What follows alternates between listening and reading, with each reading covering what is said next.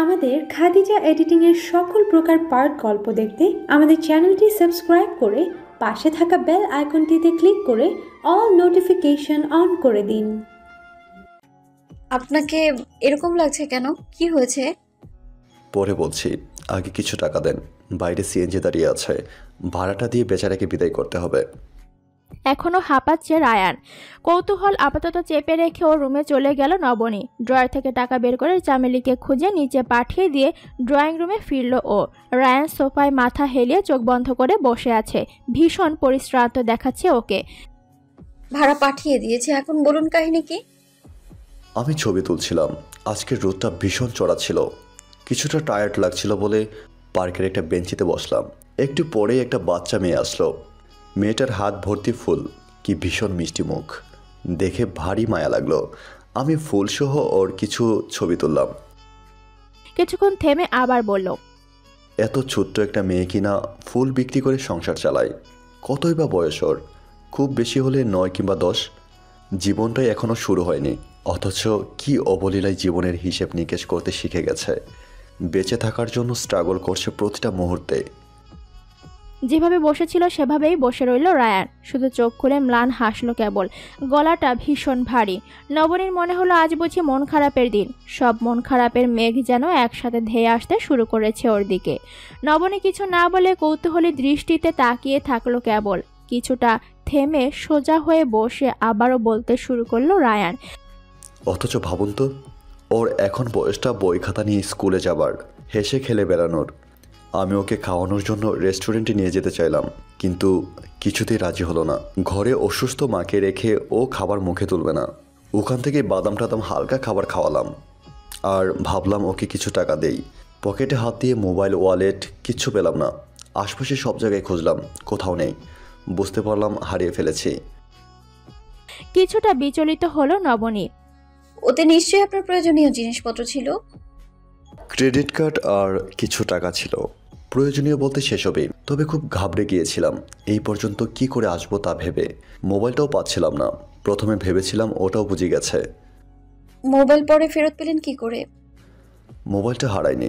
Backpack থেকে camera বের করার সময় একটা কল এসেছিল, তাড়াহুড়োয় ওখানেই রেখেছিলাম সেটা, কিন্তু ভুলে গিয়েছিলাম একেবারে। তারপর কি হলো? এক গ্লাস পানি দিতে পারবেন? নবনী এখনো আঁচ করতে পারছে না আসল ঘটনাটা আসলে কি। উঠতে গেল তখন পাশ থেকে চামেলি বলল ও নিয়ে আসছে। চামেলি কখন এসেছে ও খেয়ালই করেনি। পানি খেয়ে কিছুটা দম নিয়ে বলতে শুরু করলো, মেয়েটাকে পার্কেই বাদাম আর চা খাইয়েছিলাম। এর বিল কি করে দেই সেটা ভেবেই লজ্জায় মাথা কাটা যায় আমার। ওই বাচ্চা মেয়েটাই শেষে উদ্ধার করলো, বিলটা ও দিল বলেই রক্ষা। এবার সত্যিকারের হাসি ফুটল রায়ানের অবয়বে, তবে তা মিলিয়ে গেল মুহূর্তেই। এটা তো চমৎকার একটা ব্যাপার। এজন্য আপনি মন খারাপ করে আছেন? মেয়েটা বাচ্চা হতে পারে, but she has a true heart. আপনি তো ভীষণ সৌভাগ্যবান এমন একজনের দেখা পেয়েছেন বলে। উচ্ছ্বসিত গলায় নবনী বলল। একটু আগের মন খারাপ থেকে এক নিমেষেই বাতাসে মিলিয়ে গেল যেন। এই প্রথম মেয়েটাকে এমন উচ্ছ্বসিত হতে দেখল রায়ান। ক্ষীণ গলায় বলল, অবশ্যই আমার সৌভাগ্য এটা, কিন্তু ভাবুন তো, এটাই হয়তো মেয়েটার প্রায় সারাদিনের রোজগার ছিল। সেটা বিনা দ্বিধায় অন্যকে তুলে দিল। আপনি ওই পার্কে আবার গেলেই ওই মেয়ের দেখা পাবেন। কিছু দিতে চাইলে কাল দিয়ে দিবেন। আশ্বস্ত করার চেষ্টা করলো নবনী। কিছুটা যেন আশার আলো দেখলো রায়ান। আচ্ছা, আমি যদি ওকে স্কুলে ভর্তি করিয়ে দেই, ও কি রাজি হবে? রায়ানের অনিশ্চিত স্বর। সেটা তো আমি বলতে পারবো না, তবে আপনি ওকে প্রস্তাবটা দিয়ে দেখুন। এত চমৎকার একটা প্রস্তাবে রাজি তো হতেই পারে। এরকম আরও অসংখ্য শিশু রাস্তাঘাটে ঘুরে বেড়ায় জীবিকার তাগিদে। কারো বেশি মন খারাপ লাগলে সাহায্য হিসেবে কিছু টাকা দেয়, কেউ বা এড়িয়ে যায়। এরপর বাসায় ফিরে ভুলে যায় সব। ওদের জন্য কিছু করার সদিচ্ছা খুব কম মানুষেরই থাকে। অনুভূতিপ্রবণ কিছু মানুষই কেবল ওদের পাশে দাঁড়ায়। রায়ান যে একেবারেই মন থেকে এটা চেয়েছে সেটা তো বোঝাই যাচ্ছে। ওর সাথে যতই তেজরামো করুক, সত্যিকার অর্থেই ছেলেটা একটা সংবেদনশীল মন আছে। এর জন্য কিঞ্চিত ছাড় সে পেতেই পারে। মুহূর্তকাল থেমে সহসা প্রশ্ন করল নবনী, আচ্ছা, আপনার মন খারাপের কারণ তো জানলাম, কিন্তু ওরকম বিধ্বস্ত অবস্থা কি করে হলো? আমি এখানকার রাস্তাঘাট কিছুই চিনি না। গুগল ম্যাপের হেল্প নিয়েই তো কাজ চালাচ্ছিলাম। ফোন হারিয়ে গেছে ভেবে ওকে জিজ্ঞেস করতে করতেই অনেকটা পথ হেঁটেছি। ওদিক থেকে কোনো গাড়ি টাড়ি পাচ্ছিলাম না এদিকে আসার। ফোন নেই বলে কোথাও কমিউনিকেট করতে পারিনি। অনেকটা হেঁটে তবেই সিএনজিটা পেলাম, আর সব ট্রাভেল কাটিয়ে ফাইনালি বাসায় আসতে পারলাম। মাঝে অবশ্য ওখানকার থানায় কমপ্লেন করেছি। থানায় যে কি বিশাল জক্কি। যখন প্রায় বাসার কাছাকাছি এসেছি তখন একটা কল আসে, বুঝতে পারি ফোনটা খোয়াইনি। এমন বোকামো কেউ করে? ফোনটা পাওয়ার পর আমারও ঠিক তাই মনে হয়েছে। ওটা বহাল তবিয়তেই আছে, আমার পিঠে চড়ে বসেছিল, আর আমি কিনা বুঝতেই পারলাম না। পকেটে থাকলে অবশ্য ওটা হাওয়াই হয়ে যেত। সশব্দে হেসে ফেলল রায়ান, আর ওর হাসি দেখে না চাইতেই নবনীর ঠোঁটের কোণায় খেলে গেল এক চিলতে মিষ্টি হাসি। এতক্ষণ চামেলি ওদের পাশেই বসেছিল এত লম্বা সময় ধরে, এর আগে কখনোই চুপ থাকেনি ও। এটা ওর জন্য একটা রেকর্ড ব্রেকিং পারফরমেন্স। এত ভাবগম্ভীর পরিবেশে হয়তো ও হাঁপিয়ে উঠেছিল। গুমোট পরিবেশ কেটে যেতেই কথার তুবড়ি ছুটিয়ে দিল চামেলি। ভাইজান, ওই পিসিটার ফটো তুলছেন? আমার একটা তুল্লা দিয়েন তো, একেবারে ফার্স্ট ক্লাস কইরা। আমি কিন্তু এক্সপ্রেশন দিবার পারি, আর মাশাল্লাহ সুন্দরও আছি। অত্যন্ত লাজুক ভঙ্গিতে শেষের কথাগুলো বলল চামেলি। রায়ান একবার অসহায়ের মতো নবনীর দিকে তাকিয়ে দেখলো মেয়েটা ওর স্বভাব সুলভ রাগী ফর্মে ফিরছে। চোখ সরিয়ে চামেলির দিকে তাকিয়ে বলল, তোমার ছবি আমি অবশ্যই তুলে দেব, ফার্স্ট ক্লাস ছবি তুলব, কিন্তু অ্যাসপিরেশন ব্যাপারটা কি বুঝলাম না। এক্সপ্রেশন বলতে চেয়েছে। নবনী উত্তর দিল। এরপর চামেলির দিকে তাকিয়ে বলল, তোকে 1000 বার বলেছি এমন উদ্ভট কথাবার্তা বলবি না, আর ওনাকে বিরক্ত কেন করছিস? আমি আবার কখন বিরক্ত করলাম আপা? ভাইজান আপনিই কোন বিরক্ত হয়েছেন কিনা? প্রতিবাদী গলায় বলল চামেলি। রায়ান পড়ে গেছে ভীষণ অস্বস্তিতে, কি উত্তর দেবে বুঝতে পারছে না। নবনী এবার ওর ত্রাণকর্তা হিসেবে আবির্ভূত হলো যেন। তুই তখন কই ছিলি? কখন আপা? যখন রায়ান এলেন। আমি তো কাপড় ধুইতেছিলাম, বুঝবার পারি নাই গো আপা। খাবারগুলো গরম করে আমাকে ডাকিস, এখন যা। যাইতেছি। ভাইজান ফটো কিন্তু তুল্লা দিয়েন। যেতে যেতে গলা চড়িয়ে কথাগুলো বলল নাখোশ চামেলি। আপনি ওর কথা কিছু মনে করবেন না, ও এরকমই। আপনার নিশ্চয়ই খাওয়া হয়নি, আপনি ফ্রেশ হয়ে আসুন, আমি খাবার রেডি করছি ততক্ষণে। আমি কিছু মনে করিনি, আপনি উত্তেজিত হবেন না। আঙ্কেল বাসায় ফিরবেন কখন? বাবা খেয়ে আসবেন, আপনি খেয়ে নিন। আর একটা কথা, আমি কিন্তু সবসময় উত্তেজিত হই না। নবনী উঠে রান্নাঘরে চলে গেল খাবারের তদারকি করতে, আর রায়ান চলে গেল ফ্রেশ হতে। নবনীর শেষ কথাটা যে ইঙ্গিতপূর্ণ ছিল এটা বেশ বুঝতে পেরেছে ও। যাই হোক, আজ অন্তত অনেকটা সদয় ছিল মেয়েটা, এই বা কম কি। আজ প্রথমবার দুজনে ঠুকাঠুকি লাগলো না, তবে সামনে বিস্তর সময় পড়ে আছে। আর নবনীর মনে তো ক্ষণেই দুপুরের মিষ্টি রোদ উকি দেয়, তো পরক্ষণেই নিকষ কালো মেঘের ঘন ঘটা। কখন রোদ কখন বৃষ্টি মেয়েটা নিজেই বুঝতে পারে না, আর রায়ান তো দুদিনের পরিচিত, সে কিভাবে বুঝতে পারবে। সন্ধ্যার পরেই আফজাল সাহেব দাবা বোর্ড সাজিয়ে খেলতে বসেন। এটা ওনার প্রাত্যহিক কাজের অংশ, খাওয়া, ঘুম আর দাবা। নবনী এই খেলার প্রতি কেন যেন কোনো আকর্ষণ বোধ করে না। ক্রিকেট ছাড়া আর কোনো খেলাই অবশ্য ওকে টানে না খুব একটা, তাই বাবাকে এই সময় সঙ্গ দেওয়া হয় না, একা একাই খেলেন এবং অত্যন্ত আগ্রহের সাথেই খেলেন। নিঃসঙ্গতা তার উৎসাহে ভাটা টানতে পারে না। আজ অবশ্য একা খেলতে হচ্ছে না, রায়ান যোগ দিয়েছে সাথে। পার্টনার হিসেবে রায়ানকে যোগ্য বলেই মনে হচ্ছে, কারণ খেলা বেশ জমে উঠেছে। চাল দিতে দিতেই আফজাল সাহেব বললেন, তোমার মনে হয় একজন গাইড সাথে রাখা জরুরি? এরকম ঘটনা আবারও ঘটা অসম্ভব কিছু নয়।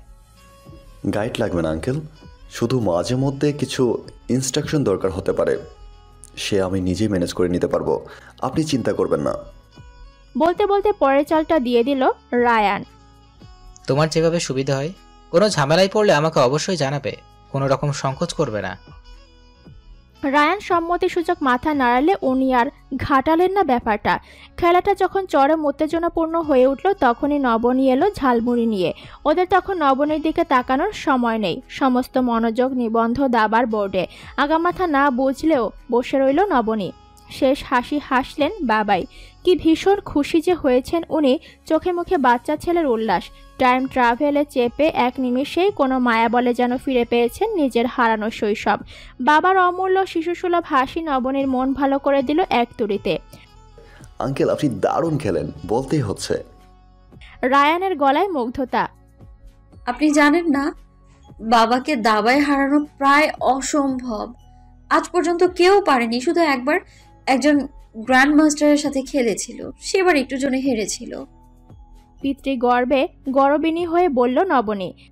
তাই তো দেখছি। তুমিও খুব ভালো খেলো রায়ান, কিন্তু শক্ত প্রতিদ্বন্দ্বী পেয়েছ, কি আর করা।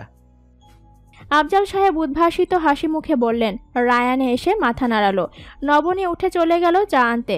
আফজাল সাহেবের সহসা কিছু মনে পড়ল এমন ভঙ্গিতে বললেন, আমি বুঝতে পেরেছি নবনী তোমাকে কিছু একটা বলেছে। যাই বলুক, তুমি কিছু মনে করো না বাবা। মেয়েটা হুটহাট রেগে যায়, আবার একটু পরেই যখন রাগ পড়ে যায় তখন গিল্টি ফিল করে, নিজেই কষ্ট পায়। খুব চাপা স্বভাবের কি না, কষ্টগুলো বেরোতে দেয় না, ভেতরেই আটকে রাখে।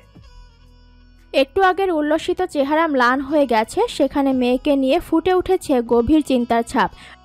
উনি তেমন কিছু বলেননি আঙ্কেল, আমি কিছু মনে করিনি, আপনি টেনশন করবেন না প্লিজ। নবনীর উপর কিছুটা রাগ জমে থাকলেও এই অদ্ভুত স্নেহপরায়ণ লোকটিকে সেসব বলে বিচলিত করতে চায় না ও। আফজাল মাহমুদ হয়তো কিছুটা আশ্বস্ত হলেন। সন্ধ্যার পরের এই সময়টাকে নবনী নাম দিয়েছে মন খারাপের প্রহর। এই সময়টাও একেবারে একা হয়ে যায়। বাবা দাবা খেলায় মগ্ন আর চামেলি মগ্ন থাকে সিরিয়ালে। একটা অদ্ভুত মন খারাপের বাতাস যেন আলতো করে ছুঁয়ে যায় ওর মনকে। মনের কোনো এক কোণে সূক্ষ্ম মন খারাপ আঁকিবুকি দাগ কেটে যায়। পুরনো ভুলের ক্ষতকে খুঁচিয়ে খুঁচিয়ে বের করে আনতে চায় যেন। কৈশোরের তীব্র আবেগের বশে ভুলের পথে পা বাড়িয়ে দিয়েও সেখান থেকে ফিরতে পেরেছিল ও, কিন্তু সেই ভুলটা বিষ কাটার মতো ওর হৃৎপিণ্ডকে আজও খুঁচিয়ে মারে। সেই ঘটনা বাবাকেও জানায়নি নবনী, তখনই ডিলিট করে ফেলেছিল মন থেকে। তবে সেটা সমূলে নষ্ট হয়নি, মনের রিসাইকেল বিনের কোনো এক কোণায় এখনো পড়ে আছে হয়তো। সেই ভুলটা ওর মনে এক গভীর ছাপ ফেলে গেছে, ওকে শিখিয়ে গেছে সকলেই বিশ্বাস নামক শব্দটার যোগ্য নয়। আজ সারাদিন বিশাল ধকল গেছে রায়ানের, বলা যায় দৌড়ের ওপর ছিল। ভীষণ ক্লান্ত লাগছে। অবশ্য দাবা খেলার সময়টা চমৎকার কেটেছে ওর। খাবার টেবিলেও জমেছিল রাজ্যের আলোচনা। দেশ বিদেশের সামগ্রিক পরিস্থিতি নিয়ে শুরু করে ফুটবল, লিওনেল মেসি সেরা নাকি ক্রিস্টিয়ানো রোনালদো সেরা, সে নিয়েও বিতর্ক জমেছিল ভালোই। দাবাতে রায়ান কিছুটা পিছিয়ে পড়লেও এখানে দুজনেই লড়ছে সমান তালে, তাই এই লড়াই শেষ পর্যন্ত অমীমাংসিতই রয়ে গেছে। ধুন্ধুমার আড্ডার সবচেয়ে মজার বিষয় হলো একটা টপিকে কথা আটকে থাকে না, কথারা নিজেরাই ডালপালা মেলতে থাকে যেন। প্রসঙ্গ থেকে প্রসঙ্গ বদলে যেতে থাকে অনবরত। আলোচকের মর্জির বাইরে ওদের একান্ত নিজস্ব ছকে, নিজের মর্জিতে। নবনীকে দেখে আমার মতো হয়তো ইয়াং জেনারেশনের বুঝি হাসতে খেলতে ভুলে গিয়েছে, কিন্তু তোমাকে দেখে আমার সেই চিন্তাটা কাটলো, বুঝলে? হেসে হেসে বলেছিলেন আফজাল সাহেব। ওনার সাথে আপনি পুরো জেনারেশনকে মেলাতে যাবেন না আঙ্কেল।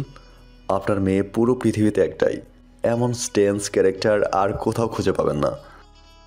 বেফাস বলেই নিজের কপাল চাপড়াতে ইচ্ছে করছিল ওর। আফজাল সাহেব ঘর কাঁপিয়ে হেসে উঠলেন, কিন্তু যাকে নিয়ে এই কথা সে কটমটে চোখ করে দুজনের দিকে তাকালো কেবল। রায়ানের দিকে তাকিয়েছিল অগ্নিদৃষ্টিতে। এই আগুনের ক্ষমতা থাকলে রায়ান এতক্ষণে ভস্মীভূত হয়ে যেত, জ্বলে পুড়ে অঙ্গার হয়ে যেত। তবে সেই দৃষ্টিতে যে ভাষা ছিল তা রায়ান পড়ে ফেলেছে। সেখানে ওর জন্য স্পষ্ট হুমকির লেখা ছিল যেন, তোমার লেজ বেশি লম্বা হয়ে গেছে বৎস, লেজটা ঘ্যাচ করে কেটে দিলে আর বাদর সমাজে মুখ দেখাতে পারবে না। বাকি জীবন লেজ কাটা টিকটিকি হয়ে টিকটিকি সমাজে ঘুরতে হবে। নিজের বিপন্ন ভবিষ্যতের কথা চিন্তা করে ভীষণ শঙ্কিত হলো রায়ান। কেন যে এই মেয়ে সম্পর্কিত কথাবার্তা বলতে যায়, মনে মনে নিজের গালেই চপেটাঘাত করলো সহস্রভার। রাতে কিছু কাজ জমেছিল, সেগুলো শেষ করে কিছুক্ষণ ফেসবুকের নিউজ ফিড স্ক্রল করলো। বিছানায় এপাশ ওপাশ করে একসময় বিরক্ত হয়ে উঠে পড়ল রায়ান। ভাবলো পাশের ঘরের খোলা দরজা দিয়ে বইয়ের তাক দেখেছিল, সেখান থেকে পছন্দসই কোনো বই আনবে কিনা। উঠে এসে দরজায় দাঁড়াতেই মাথায় ঢুকলো একরাশ দ্বিধা। নবনী নিশ্চয়ই রেগে যাবে, আর তাছাড়াও বিনা অনুমতিতে ঢুকে পড়ে ওদের ব্যক্তিগত বইয়ের তাক ঘাটাঘাটি করা শোভা পায় কিনা তাও ভাবলো। 7-5 ভেবেও যখন মন স্থির করতে পারল না, তখন নবনীর ডাকে চমকে গেল। কি করছেন এখানে? না, আসলে সময় কাটছিল না। ভাবলাম বই পড়লে হয়তো সময় কাটবে, তাই ভাবলাম। বই নিবেন ভালো কথা, কিন্তু দরজায় দাঁড়িয়ে আছেন কেন? অনেকক্ষণ ধরে দেখছি। নবনীর দু চোখে ঘোরতর সন্দেহের দোলা দেখলো রায়ান। নিজেকে ভীষণ বোকা বোকা মনে হলো। কথাবার্তায় ভীষণ অকপট রায়ান এই মেয়ের প্রগাঢ় দৃষ্টির সামনে কেন যেন বড্ড বেশি নিষ্প্রভ হয়ে যায়। কারো দৃষ্টি এতটা অন্তর্ভেদী হতে পারে ভেবে পায় না ও। ভাবলাম পারমিশন ছাড়া ঢুকে পড়াটা কি ঠিক হবে কিনা। যখন খুশি এখানে আসতে পারেন, গোপন কিছু নেই এখানে। তালা দেয়া যেহেতু নেই, এতটা সংকোচের কারণ দেখছি না। দৃষ্টি কিছুটা নরম হলো বলে মনে হলো রায়ানের। নবনী ঢুকে গেল লাইব্রেরির ঘরে, পেছনে ঘুরে বলল,